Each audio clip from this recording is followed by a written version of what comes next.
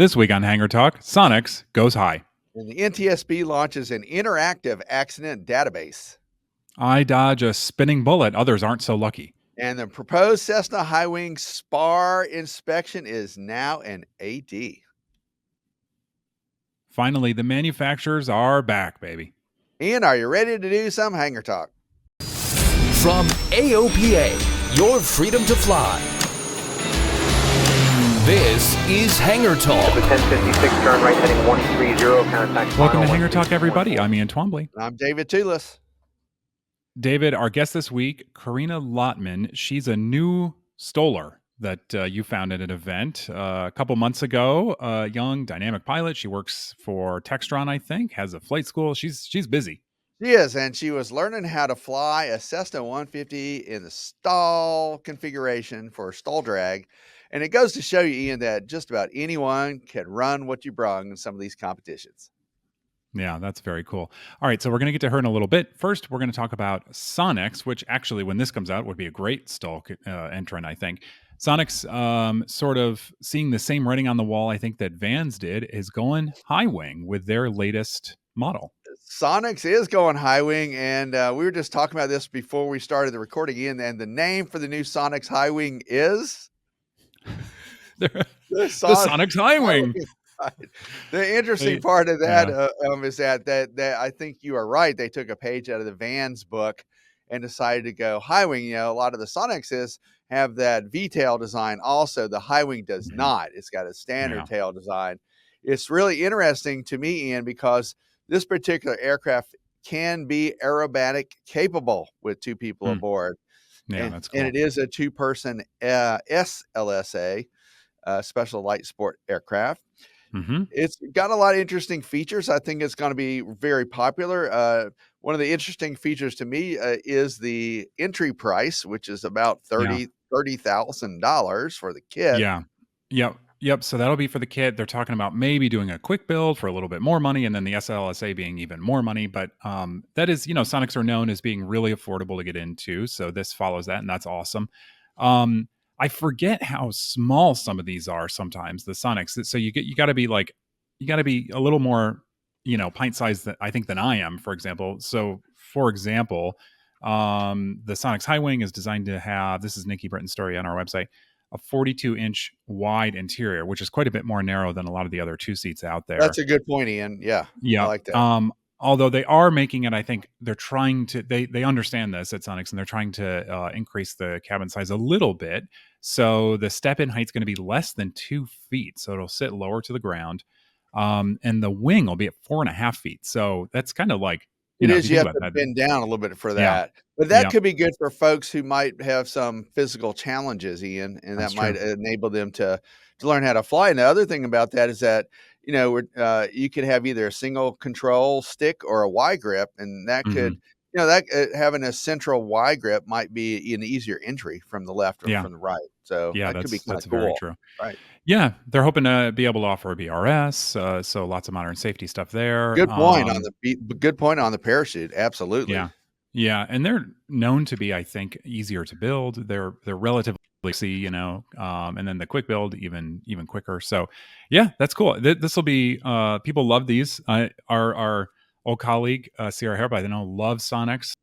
Yeah, looking into them and wanting to buy one. So. Well, I'll tell you what else is cool. The Sonics microjet is really neat. You see those performing at air shows like we did last weekend at the Buckeye Air Fair. There was a Sonics microjet in the air show, and they're just so cool. It's just really neat. But no word yet on whether or not the high wing will be jet powered. Jet powered, yeah. They'll have the jet. Most people are going electric. They're going to go jet. Yeah.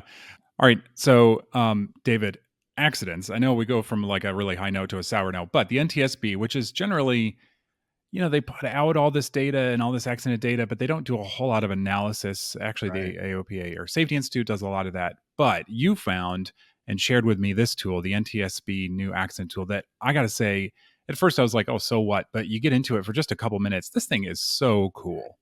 It is, Ian, because you can take you could look at the accidents by year or by category, by phases of flight, and when you change things around, you get a little bit deeper dive into what might have been the cause of an accident, or some of the results there when you start doing a dive into the accidents by calendar year or the situation that you might Hmm. find. It also shows you where most of the Yeah. accidents have occurred geographically, and also by defining event, like we see, it could be like a system component failure, power plant failure, loss of Yeah. control in flight, some of the usual suspects. But I find that this might be a very powerful tool for us to look at and try to analyze a little bit more and maybe avoid some of these situations. Yeah. So I'm looking just shown on the screen here. I like the findings tab in particular. So this is where they've, you know, collected all of their final reports. So you go back a couple of years where they've obviously done a lot of these already. I'm looking at 2018. They've got 1,257, and then you can just go and click on one of these bars. So, for example, I'm going to go to aircraft. Uh-huh. So there's 1,000 dealing with aircraft, and they quickly those subdivide even more. Now we can look at some of those aircraft systems, power plant, fluids, miscellaneous.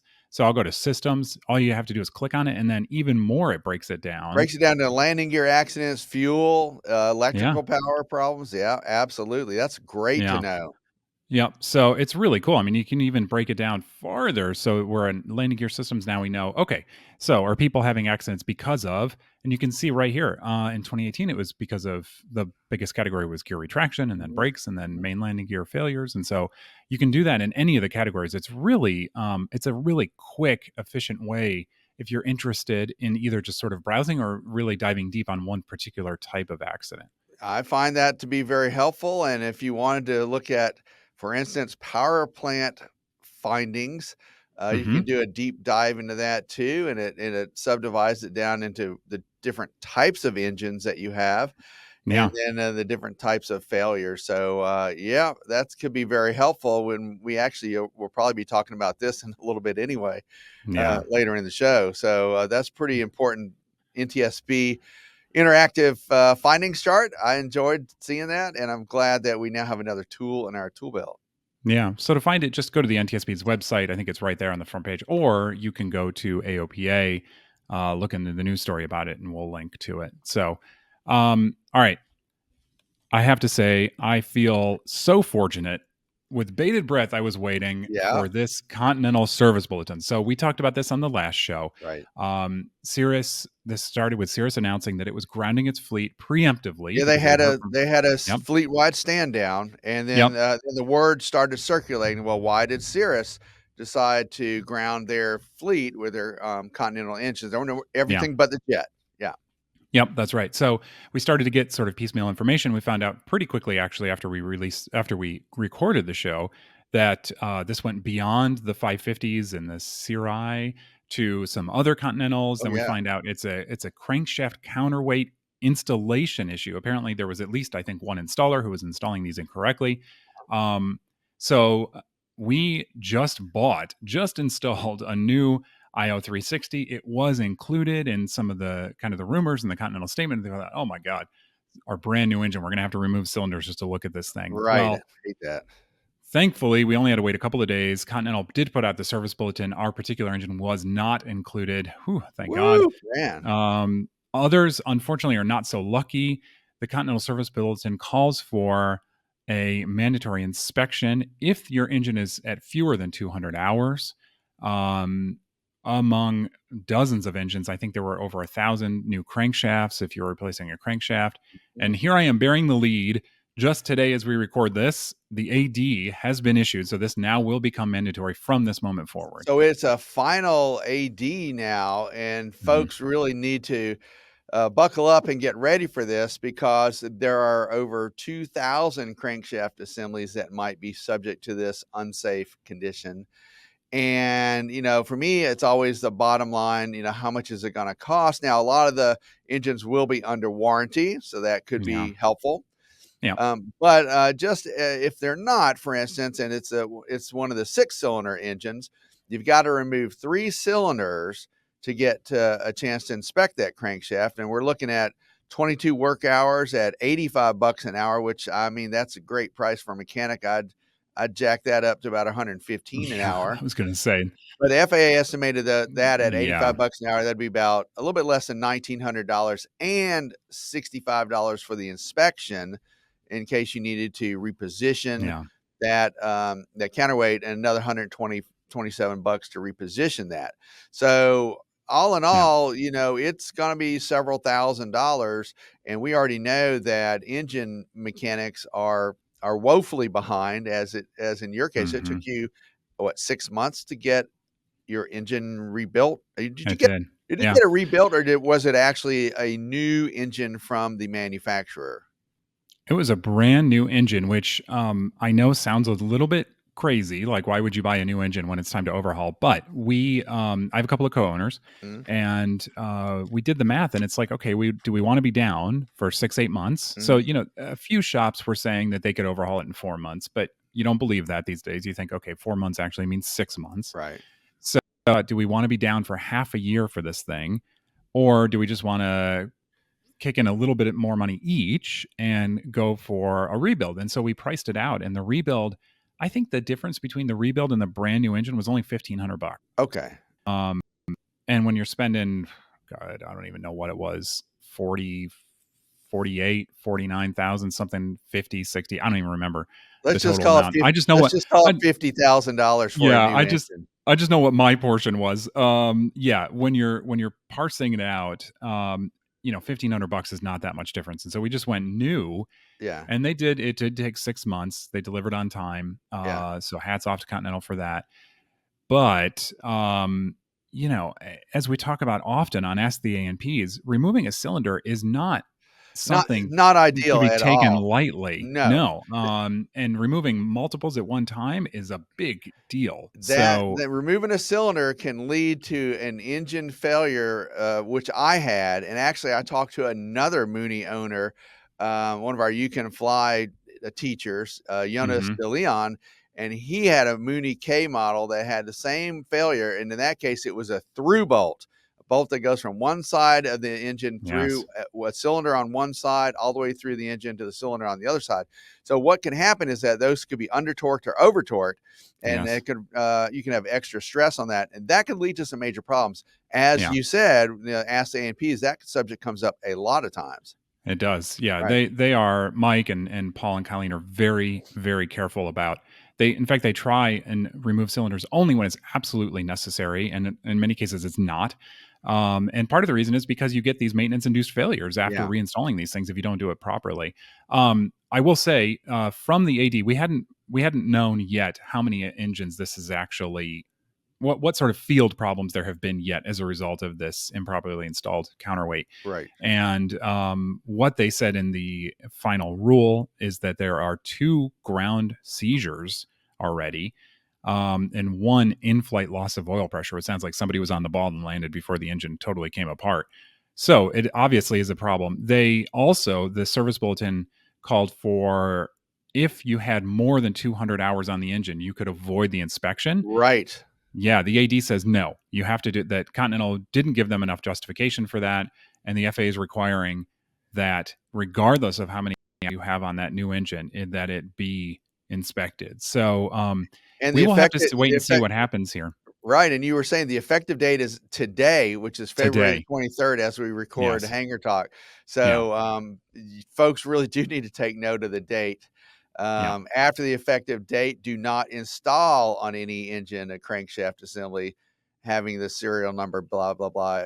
So engines that might be in the shop right now, for some type of overhaul or update would also be affected. So you have Yeah. to make sure that your engine shop takes heed as well.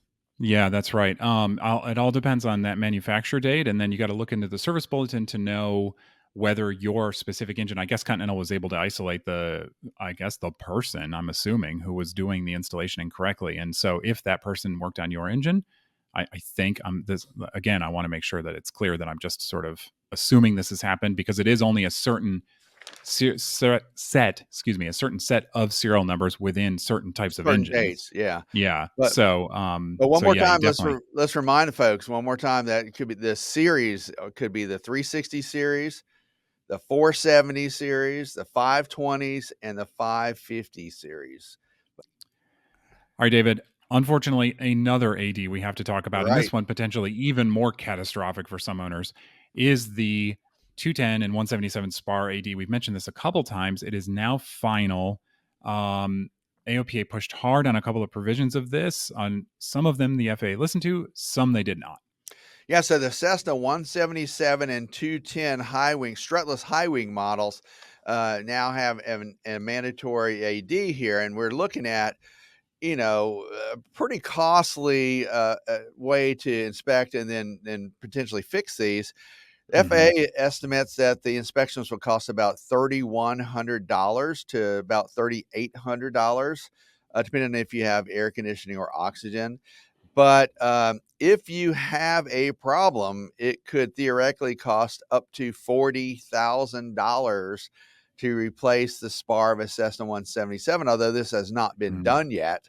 Yeah. So Jim Moore's article says it is theoretical, in nature. But the AD is not theoretical. So, well, a particular note, though, Ian, none of the 177s have failed in flight.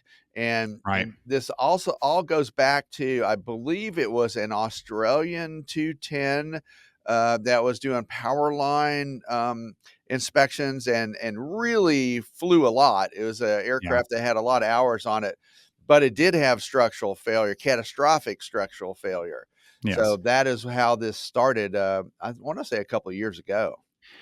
Yeah, it's boy, this is a difficult situation, and it's something I think we're going to see more often, which is that some of these airplanes that are a little bit older, they're used in different ways throughout their lives, right? And as a result, you're going to have different risk profiles, but the regs largely don't account for that. So, for example, this 210, you're right, it was doing low level, turbulent, flying a lot, higher wing loading. Some of those guys make tighter turns, that sort of thing, over and over again. And so that comment came out fairly often, I think, to the AD, which is that, hey, this flight profile is not anything like a normal flight profile for these airplanes. And the FAA said, well, sorry, you're going to have to do it anyway. And, to a certain extent, I can understand why, because they wrote in the AD in the comments that so people put in field reports, right? We have talked about that on the show. And out of 211 cardinal reports, inspection reports that the FAA had received as of January 13th, 2023, 120 of those did report corrosion. Yeah. And of those, 14 had to be taken out of service. That's a significant number when you look at it, break it Yeah. down that way. Now, those are folks who responded to, I want to say that was an AOPA survey that we sent out. Yeah. That folks responded to that. The other thing to think about is that some of the newer Cessna 210s really don't have that problem yet. And that there was a very low percentage among the newer Cessna 210s for the rate of corrosion. But the older Cessna 210s, the rate of corrosion discovery was higher at 47%. So that's almost half of the ones that were inspected. Yeah. Yeah. It just goes to show, and we talked about this last time, that when these things come up to report the incidence of, let's call it corrosion or cracks or whatever it happens to be on these airplanes, even if you don't find it, you have to report that. Like, you have to say it was a clean bill of health, because it impacts the rate at which the FAA thinks this is happening in the field. And if all they get is negative news, that's what they think is going on. And so we have to also tell them the other side. But that's sort of beside the point at this point for this AD. So that was published February 13th. Look for it on the AOPA website. It becomes effective March 20th. And boy, Cardinal and 210 owners, I feel for you. A&Ps are going to be kind of busy with the eddy current inspections. I got a feeling. Some happier news, David. Well, let's end on a high note. Gamma, the final report was just out for the 2022 numbers. We love to talk about this, and it is great news across the board. Yeah, you can say that again, Ian. It looks like deliveries were up across the board. Piston airplanes saw about an 8.2% increase over 2021. Turboprops, over 10%. Even business jets were up a small percentage. And that is good news for the aviation industry, GA industry. We have noted that there's continued to be some supply line problems that we just talked about. when you were telling us a little bit about your engine overhaul. I mean, your new engine actually Yeah. purchased. So, so there's still some sticky points there, but we're looking at deliveries that were valued at. This is through the whole line of aircraft that we talk about. Deliveries were valued at $26.8 billion, which is an increase of 6% over the previous year. So Yeah. good news. Now, 2021 was a good year compared to 2020. And we It was. usually go back to 2019 if we want some real Yeah. definitive results. Yeah, and actually Gamma has done that a little bit for us. They understanding, I think, that people were starting to look at 2019. They do have something up on their website. I think they did this maybe at the last year's report. At the end of last year's report, they started to look across the multiple years because of COVID and how it made everything kind of wonky. So, just real quick before we get into some specific aircraft, 2019 total airplane shipments were 2670, and 2022 they were 2818, already past 2019 numbers, which is great considering those supply chain problems. Helicopters in 2019 were 877. Last year 876. So we're almost there with the helicopter industry. So overall, I would say we are back to, by far and beyond, even to some pre-COVID levels, and so that is great news. Some manufacturers did better than others, though, Ian. Holy cow! Yeah. We like to do a deep dive into that, and you lead the way with that usually, and there's some astounding numbers. So give us the lowdown. Yeah. So I just quickly wanted to run through earlier 2021 versus 2022, and I was kind of looking at them, and by and large, I think all but maybe one of the GA manufacturers were up year over year, which is great news. But the one that you just gotta you just got to give them some applause and just be astounded by what they're doing, and that is Cirrus. They just continue to climb and climb, and you think they've hit this peak, and they just keep going up and up. So 2021 they delivered 528 aircraft, and in 2022 it was 629. So they were up by more than 100. 629 aircraft from the folks at Cirrus. And that is substantial because we're looking now at Textron Aviation across the board. In 2022, deliveries were 568. That includes all of their Citation jets, the Sky Courier, the Bonanza line, the 172s, and everything else. And looking back at 2021, now I'm holding in my hand the older report, and that was 546 units from 2021 year end. So they went up about 20 units, but still 100 behind Cirrus. Yeah.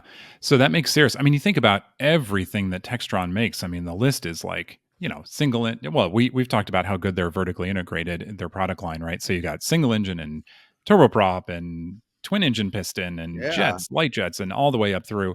So, and you always have to say with Cirrus, they say, oh, we're the biggest GA manufacturer, but you'd have to qualify that with, biggest piston light GA manufacturer. They are now the biggest manufacturer, period, by a pretty large margin, and that's incredible. Well, you know what? I was just thinking about this. I'm not sure that the 2022 numbers include Pipistrel. Didn't Textron buy Pipistrel? Oh, that's a great point. Yeah, because they bought it for the electric technology. So we probably need to look super quick at the Pipistrel aircraft deliveries. There were 41 deliveries in 2022. It's going to take me a minute to figure out what Pipistrel did the previous year. But they were. We need to add I those. Think they were one of the few that were down a little bit. Yeah, but it puts Cessna just above 600, but actually still behind Cirrus. Yeah, incredible. And I wonder how Piper's doing, because they had a big cut of the training market there for a pretty good while. I know they haven't built many twins in a while. In fact, this year they built zero arrow. They delivered 0 arrows and 0 Senecas. But Piper didn't do too bad for a smaller company. 236 total units delivered. And I would say most of those, just looking at the numbers real quick, most of those are the Pilot 100i or the Archer 3. That accounted together for about 150 units or so. Yeah. They built a couple of Seminoles. Yeah, they A did build. handful. I will say Yeah. Piper. Yeah, Piper is actually they're now in a position where they have unique offerings in the market. So twin engine trainers. Mhm. So that's the Seminole. They built, like you said, 21 of those. I mean, I Yeah. guess you could say maybe Diamonds, Twins, or sort of trainers, but they're a diesel, and that's a little bit different. So, yeah, so they've got that twin engine trainer. They also have the M350, which is Right. really a unique airplane, and they built 19 of those, and the M600, which fills a niche that nobody else has, and they've built 41 of those. So And they're doing really well with those. right, and don't forget with those higher end Pipers, they also have Autoland technology, so Yeah, that's a safer yeah, aircraft. So they were up yeah. about 20 units compared to last year, just roughly Hmm. off the top of my head. They were 236 delivered this year, and Piper delivered 200. Oh, so they were up almost 30. They delivered Yeah, 207 last year. But look, if you break that down, that's 3 more aircraft per month. yeah. So that's keeping the assembly line going. To me, it says that they're cranking up a little bit more and might even have, increased deliveries in the near future as well as Yeah. things start to settle out. Yeah. But, I think the only one I found was Diamond. They were down maybe 2 units. I think Pipistrel was also down, but that maybe is to be expected given the transition. They probably had some, time to work through some of their issues. But everybody else that I mean, Technum, I think, was up just very slightly. Um, the Aerobats, the extras, the Game Birds, they were up. Icon was up. One thing that was sad to see was Mooney, which had a 0 next to its name last year, is completely off the report this year. Yeah. Well, So sad to see that. I'll tell you what I found just by doing some recent internet chatting and things like that.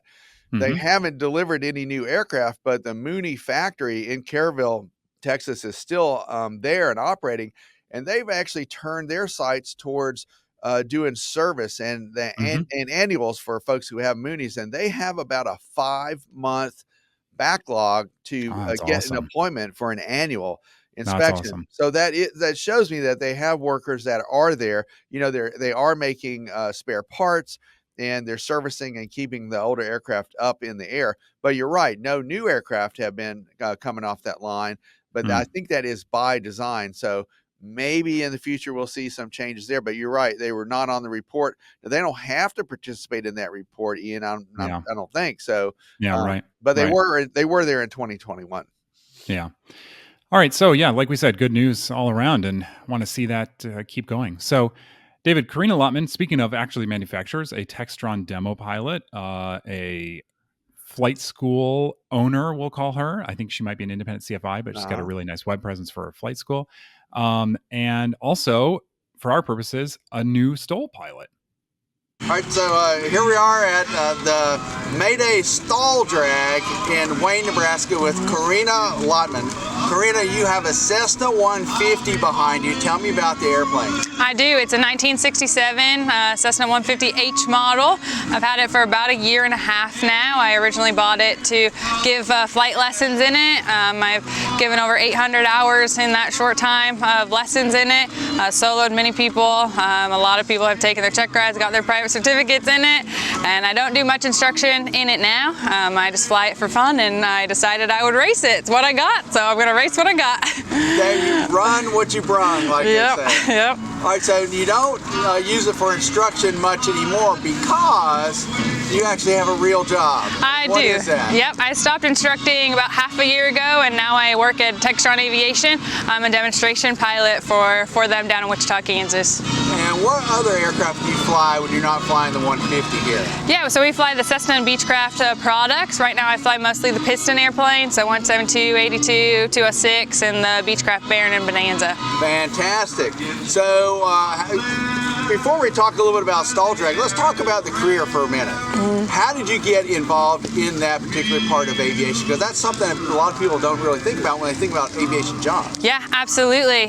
Going through college, I was very career focused as far as the airlines. I was dead set that I was going to go to the airlines. When I hit my 1,000 hours, I no longer wanted to go to the airlines. I just kind of lost the interest in it. And so I was looking for that next thing, but I didn't really know what that was. Last year, I actually just went to Oshkosh, and I have a buddy buddy who I went to college with, who's now my coworker. He was explaining the job he has, and I'm like, that sounds awesome. I want to do that job. Before I knew it, the next day I was talking to a guy who's now my manager, and a month later I had been interviewed and hired, and I absolutely love it.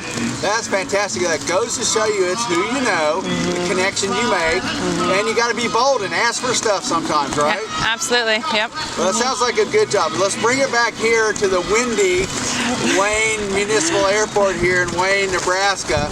You did a little bit of STOL practice yesterday. Tell me about what was going through your mind during the practice.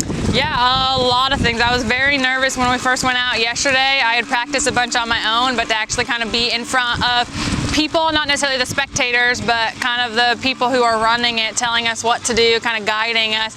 You know, it was my time to kind of show what I could do, show my skill. So I was very nervous that I was going to do something wrong or just not show up and prove that I have the skill. But as we were doing more runs, I was just getting more and more calm. I just felt really comfortable. I have a ton of hours in this plane, not necessarily doing this type of stuff, but I can fly the pants off the plane, and so yeah, it was just a lot of thoughts. Now, where do you live, and did you fly this airplane from home here? Yeah, I live in Wichita, Kansas now, and I flew it from there here. I came in on Wednesday night. It took me about 3.5 hours in this plane. Very good. And the 150 is a pretty reasonable airplane to fly, and a lot of folks might not think about that when they're thinking about STOL competitions. Tell me about that. What made you decide to take the 150 and do the STOL? You said you wanted to improve your skills a little bit, but I mean, you probably could have jumped on a different kind of airplane. Yeah, absolutely. Most planes out here, as anybody can obviously tell, are tailwheel airplanes. My plane is not a tailwheel airplane. They're better equipped for short takeoff and landing, you know, events like this. But I don't have one of those planes. I have a 150, but there's no reason that I can't go out and show what I can do. There's a few other tricycle gear planes here that are doing the same exact thing that I am, and so I just figured I'd use what I have and give it a try. Absolutely. There was another 150 I saw. There's a Cessna 205 and a 172. 172. There's a 182, I think, that was also in a different class. So yeah. Now I photographed and videotaped you a little bit. You did quite well on some of the short landings. Tell me what was going through your mind when you're pulling all that together. Yeah, it all just happened so quick. You know, we're pulling the power back, we're throwing our flaps in, we're looking for the line, we're trying to land on the line, not before the line, but past the line. So it's a lot of just hyper focus, but also hyper awareness of everything around you and what's going on, and just locking into that, and you know, just kind of trusting your skill there and hoping that you have the correct energy management and all that sort of stuff going into it. Now, organizer Kevin Quinn was chastising some of the pilots because he didn't feel like with a crosswind there was enough right aileron going on here. How did that figure into your strategy? Yeah, a little bit kind of just here and there. The wind, we've had a crosswind the whole time. It's been changing on us. We'll have a headwind and a tailwind and all the things. He made a big emphasis. A lot of the guys aren't using their aileron controls when they're taxiing on the ground, and I think that was probably more maybe what he was talking about at that time. For me, that's a no-brainer. As I just recently and still am, you know, an active flight instructor, I, you know, hound that into my students. So obviously that's engraved in me to keep doing that, where some of these guys haven't had a flight lesson in a long time, and so those parts of it have kind of escaped them. So it was just his reminder of, you know, make sure you turn your aileron the right way when you're on the ground, just because it's so windy as we're taxiing back into the pits. Sounds good. Now, how did the 150 do when you're coming in low and slow, throwing those flaps down? You got some stall fences on top of this wing, I noticed. How did it do overall? How do you feel? I think it did pretty good. I'm very underpowered compared to some of these other planes, and that's just expected. I'm just in a different kind of category almost of my own. But the 150 does have a STOL kit on it. It came with that when I bought it, but it does really good. I can spot land it pretty well. Yesterday when I didn't have a tailwind, with a good headwind, I can get my takeoff to about 300 or so feet. and so that can kind of contend with the rest of them, and takeoff's no different. It is, if I can land on that line with that slip going slow, it maybe takes 100 feet for me to get stopped. I think you took it on the landings on a couple of times compared to other folks. Yeah. All right, so a couple final words here. You're a female in aviation. That's a tough gig. How can we get more women involved in aviation, and for that matter, more diversity? Yeah, just exposing them at a young age. I'm very active with the Young Eagles events through the EAA. I absolutely love going to these fly-ins. They're great. So I encourage everybody, if they have, young daughters, young children, sisters, whatever, to bring them to these events. Let them see how cool this is, because this isn't your average, traffic pattern that we're flying. We're doing some cool stuff, and there's no reason that other girls can't do this either. It just takes an early, them to see it early on, to know that this is even a possibility. A lot of people don't even know that they could go fly an airplane for a career, but there's so many possibilities out here. They just have to be exposed to it at that early age. I think that's significant what you just said, that a lot of people are not aware that aviation is a career in the first place, Yeah. and especially for women and for diverse populations. And once they know a little bit more about it, maybe they could pursue that with someone like you that's helping to encourage them. If they see you doing it, that could inspire others. Absolutely. I will say, I have mixed feelings about STOL, but I do like the aspect that it welcomes people with all different types of airplanes, all different skill levels to go and have some fun and try and increase their abilities. That aspect I really love. I think that's cool. Yeah, and I think it makes you a better pilot, as we heard and as we can see by folks who run what you brung. Whether you have a Cessna 150 or 152, or I saw some folks actually at the Mayday stall in bigger Cessnas. We're talking about the 206s. I saw some 180s, 182s. It just depends, but I think it does make you a better pilot. But it's very demanding, and let's be honest, you have to be on your game when you're participating in this kind of flying, whether or not it's for a competition. So folks who do it and do it well are out there almost every weekend, and they actually might do a lot more with STOL than you and I might. I think it's great to learn it and know it and have it as a tool in your tool belt. All right, David, that's all the time we have for this week. I'm Ian Twombly. Our editor is Austin Hansen. I'm David Toulis. Don't forget, you can find us at aopa.org/Hangar Talk and on YouTube, and also wherever you get your podcasts.